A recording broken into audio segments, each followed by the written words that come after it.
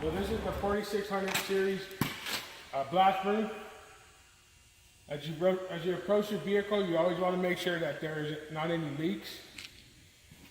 When you get in, you want to first check to make sure your main power switch is on right here. Once that is on, you can turn that to on. You want to lift your rear hood after you unlatch the latches from up top. If there's enough air pressure, you can press this button and it will help lift it up. If not, you will have to manually lift it up like a car jack with this bar, and it'll manually lift up. When you do lift it up, you want to make sure that this safety bar detaches, because it's like this, and then once it reaches a certain level, it'll drop down like that, and then you're able to check your fluids within your rear engine. Now this is your drive engine, so this powers your driving. You want to check your fans, all your belts, all your fluids, like a standard CDL pre-trip. If you need to check, your oil dipstick is right there located. If you are working at night, you do have a engine light, compartment light. You can turn that on to help you see better. Once you make sure that it's all standard, you can move on to your broom engine, where their side panels come off. Your oil is on the same side as this oil dipstick. It is right in that area right there. If you do need to fill it, there is your oil engine fill cap. Same with your other engine. You want to check your fans, blades, all your belts, as you did with your rear engine. I'm not going to go into that.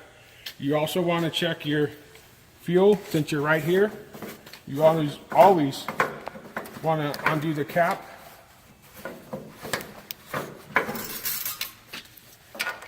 And check to make sure there is some inside the tube. Currently there is not, so I would have to fill this. You would want to crack the other side so that way proper airflow went through and it fills a lot faster.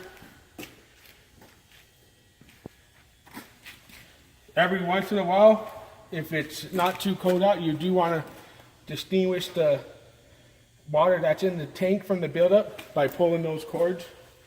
Just be careful, because if you do, and if it's icy out, it will ice over and it will stay open. You also want to do a general look of the cab and make sure nothing is broken. All wheels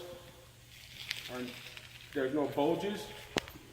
You want to make sure your mirrors and stuff are secured tightly, all your lights. As you come to the front of the broom, you want to be aware of your pinch point area. In here, you want to check your hydraulic hoses. If you suspect any hydraulic leak, you do not want to grab it. You either want to feel or use a piece of paper and go over that area, because even when it's off, it still has a lot of pressure and you can get hurt. You also want to take a look at your steering box, which is located right there in the front. You also want to check these 4 belts, which are right here. These are what secure the broom head to the equipment. You want to make sure that there is no major gap in there and that they are secure and not broken. Other than that, you also want to check for your grease points. If you have your downtime, you always want to grease. Right here are your caster wheels. You want to make sure that you have good friction right here. These can be adjusted. You want to make sure you have a nice shiny. You don't want to see none of this rust area. You want a nice shininess similar to like this. And that lets you know that it's in proper adjustment.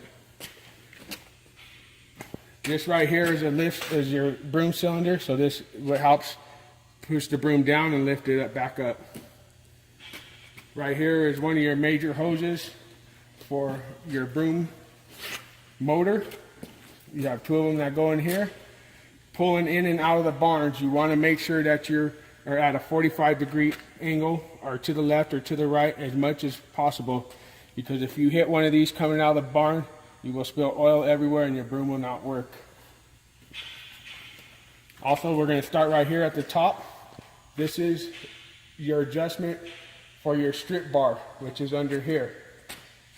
Do not go, you want to kind of go in here when it's off, and you want about a finger width right here, but you want to make sure that you do it all the way down. If you need to adjust it, you can adjust it from right here. Another thing, you want at least 4 fingers on your broom bristles, minimum. Fleet does have a bar that they use to measure to when, if your broom does get low, you'll take it and they'll put their tool on there and they'll see if it needs a new broom. You do have plastic brooms and metal ones. So do not stick your hands in there if the broom is turning at all. Also, if you do have it turning, be mindful of the people in front of you. Do not make sure that you're not kicking up snow and ice from people standing in front of you. Do it in an open area where there's nobody around. Right now you'll see the hood is in a stow position. This is how you would clean your snow off of your broom head. You have buttons inside that I will show you in another part of this video to do this process. This is your deflector shield. This is what helps cast the snow and helps with your visibility. If you have it up too high, then you won't be able to see. If you have it too low, you're just going to put the snow directly in front of you, and you're going to have a bunch of rollover, what we call rollover, where the snow doesn't come off the brooms, it stays on the bristles and it just rolls over. You want to make sure that there is no coning. You want to make sure that both sides of the broom are at equal length. You do have an occasion where one side drops down lower than another side to where you start to get a coning effect. Another thing, sometimes you can see when people have been running the crown in the center of the broom, there'll be like a V section. Once you get past that, you can adjust this side. Basically, it's about halfway. One side adjusts one side, this side adjusts this side, and there's like a halfway point. We do have a lot of wear on the center, is because people are just going off of measurements right here on the sides and not actually walking the whole length.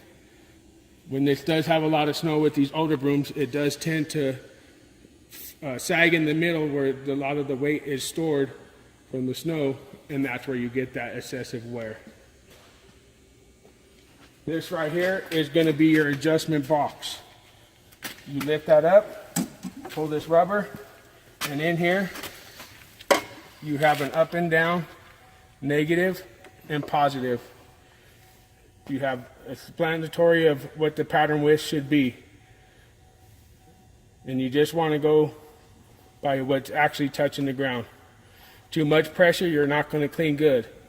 Light pressure, you're not going to get enough, so you got to make sure it's within that 2 to 4 inch range.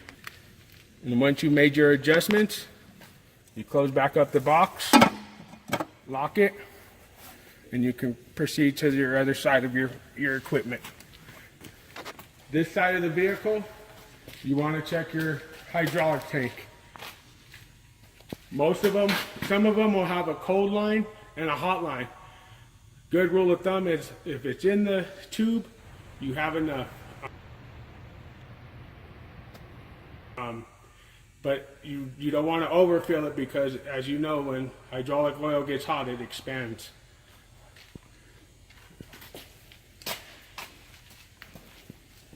This side, you want to check your turbos. If it's any turboed engine, you always want to make sure you do the proper cool down